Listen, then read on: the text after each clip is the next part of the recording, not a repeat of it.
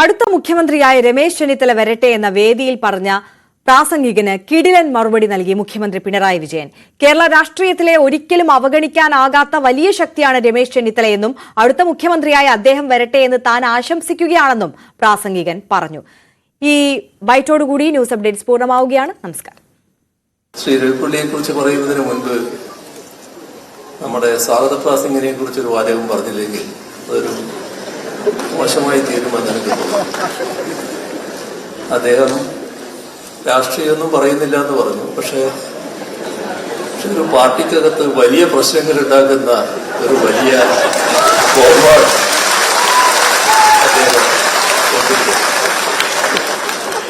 ഞാൻ ആ പാർട്ടിക്കാരനല്ല എന്ന് നിങ്ങൾക്ക് എല്ലാവർക്കും അറിയാമല്ലോ. എന്നാലും അങ്ങനെ ഒരു കടുംചതി ചെയ്യാൻ പാടില്ലായിരുന്നു എന്നാണ് എനിക്ക് അദ്ദേഹത്തോട് സ്നേഹപൂർവ്വം നിർദ്ദേശിക്കാറുള്ളത്.